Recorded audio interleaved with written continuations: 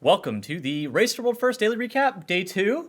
Today, we have World First Mythic, Vigilant Guardian, which is not something I was expecting to say around 36-ish hours into the race. Yeah, if you look on our beautiful topic list for today's episode, there's really not been too much movement in the Race to World First, aside from one guild, a guild called the Early Shift.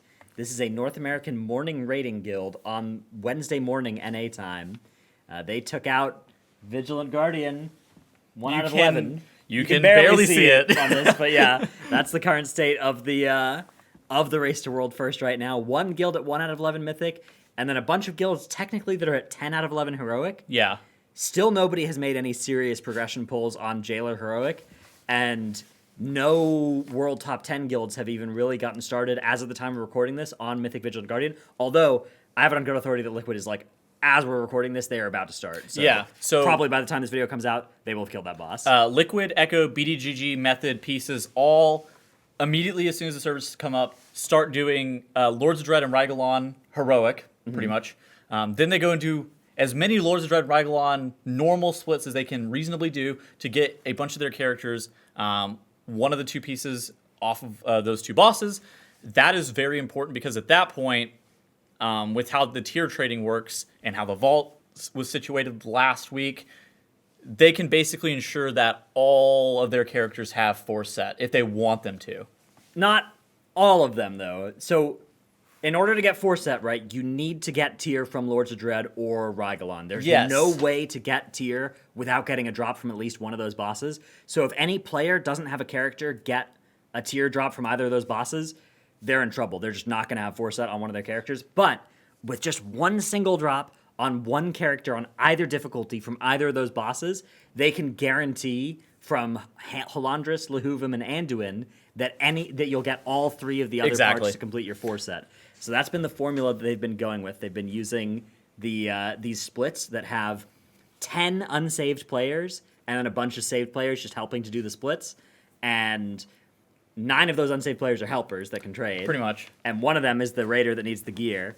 And then they just run Anduin 25 times on normal with each of these splits, get that traded over, repeat with Lehuvim, repeat with Halandris, and eventually you have force set across your whole raid, minus a couple of sad gamers that didn't get a drop from Rygolon and Lords of Dread. And we just got done casting Echo. Yeah. They were doing a lot of Rygolon and Lords of Dread and a lot of mirror characters. That's why mirror characters were super important. Right. It seems like from what happened, Lorgok's character is effectively dead for this Race to World First. It's not going to get 4-piece this week. Exactly. Yeah, which it can't do it. In most of the Race to World First contexts, means that the character is kind of bricked in some way. We did see some other Liquid people I saw yesterday, some of the BDGG people. So, I think Theun was tweeting out that all of his characters were bricked. I think Atrocity was tweeting out that all of his characters were bricked. JPC is doing an operation called Saving Private JPC. Okay. Where they are attempting to do the same thing that Echo is doing on Anduin, Halandris, and Lehuvim to guarantee the trade. They're trying to make that happen on Lords of Dread. The way they're doing this is they are giving guilds a heroic lockout at Anduin down, and they are paying the guild 10 million gold and the trader 5 million gold, and also just a bunch of gold for showing up, to kill Lords of Dread on heroic, loot tier on somebody that is in that slot that can trade with JPC, and then come to a normal run with JPC. And if they can get 9 people to have that be true for, that plus minus however many they can get from their own guild that already got it from heroic as well, then they can guarantee that JPC will be resurrected and allowed to play this tier. Man. Yeah. I have to say about this is man. It is a unbelievably degenerate Race to World First situation. Okay. To be fair, it is just a Race to World First phenomenon. But yeah, I mean, this is definitely the dark side. The side, how the sausage is made, right?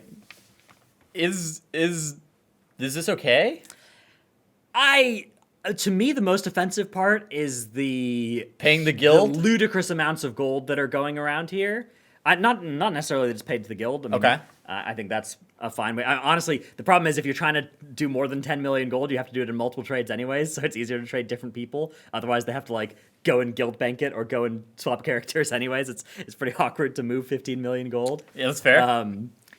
But yeah, I mean, it's just like if you're trying to get into Race to World First and you're just like, oh, we need 500 million gold per tier to keep up with this, and that number is probably going to go up if this system is similar, if there's similar values from helpers in future. So yeah, I mean, I actually don't mind that it's just like these people have to play a lot. They have to play a lot of alts to be competitive in Race to World First. I think there's a lot of systems where that would be true. It's hard to design a loot system that's not just like fully deterministic gearing, where the Echo and Liquid wouldn't have a bunch of characters and wouldn't do something that would be unfun for most people in Heroic Week. But I do find the helper part to be the part that leaves a bad taste in the mouth.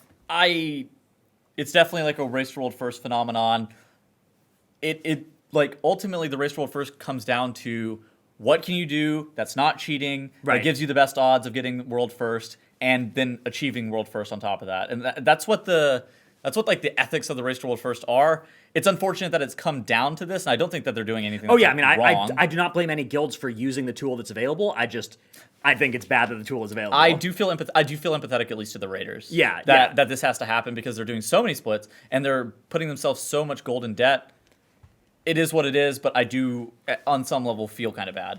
Now, unfortunately for us, we cleverly started this video series yesterday thinking there would be daily updates to have for you, and yet there somehow really just wasn't anything for this one. Hopefully by this time tomorrow, we should have top 5 guilds actually starting to push into Mythic, and we can start to get a feel for where the actual Mythic wall bosses are. It'd be pretty funny if they just kind of walked in there and they were like, oh, actually all these bosses were really easy. Oh, well, oopsie. I mean, I think a lot of people expected like 7 out of 11 Mythic bosses, everything up until Anduin, to be fairly quick, right? Yeah, fairly quick, but I don't think anybody really... Vigilant Guardian was really surprisingly hard. Yeah. They nerfed the damage of Exposed Core in half. They nerfed its damage in half from the version that went live yesterday, and it's still only one guild has killed it as of the time of this recording. Now, I'm sure that number is going to spike up soon. A lot of guilds that could kill it early went to do splits instead. A lot of guilds that could have killed it with 5 hours of prog are like, hey, let's do our splits now, and then we can kill it with 2 hours or with 1 hour later. And that's just more efficient. It'll be interesting to see, like, in 24 hours from now, where guilds stand. I feel like Echo probably will have started Mythic by that point. Hopefully. They kind of alluded to the fact that they were, at least at some point tomorrow, looking likely to start Mythic. I mean, so if Liquid starting Mythic now at the end of Echo's raid night, then that means if 16 hours from now Echo doesn't start Mythic, that they are starting it later than Liquid. Which could be a mistake from either guild, or it could be Echo being slower, or it could be Echo gearing more characters. It could be all sorts of different things, but... I mean, just numerically from what we know that Max last night on his stream was talking about Liquid has 22 potential 4 sets to fill out from their characters, and Echo today got 24. Whew. As opposed to the 22 that Liquid had. But they're actually... it sounds like Echo is actually going to take the time to convert all of those into actual sets, maybe before starting Mythic Broad. I'm okay with it. I think that... Which could mean that at this time tomorrow, they could still be doing the Halandruses and the Lahuvums. I'm not sure. I'm not sure how long it takes to do 52 Halandrus Lahuvum helper splits. Probably not a full day for Echo, but yeah, maybe. For BDGG, it seems like they're still committed to doing a bunch of splits as well. The other NA guild, it seems like they're still committed to doing a bunch of splits as well and filling out those 4 sets.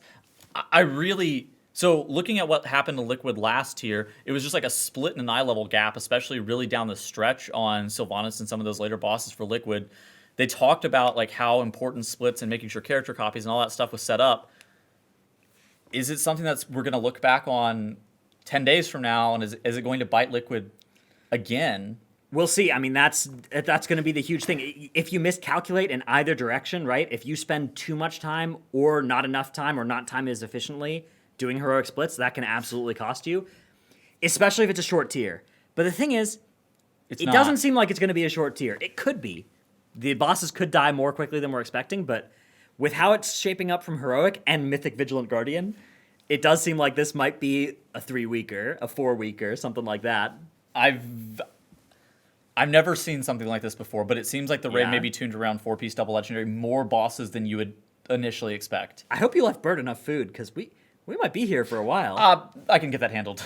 Okay, all right. My cat will be handled. It's fine. Okay, goodness, because that, I think, is the biggest concern for all of us. Gotta go home eventually. Well, maybe the 10-year tier. Look, if we just don't kill the jailer by 10.0 coming out, then there's never was a content drought. That's yeah. Math does not check out. Math does check out. Anyways, we hope to be back tomorrow with some more news to share with you. Our split's toxic, Raiders discuss. and we will see you guys tomorrow. Goodbye.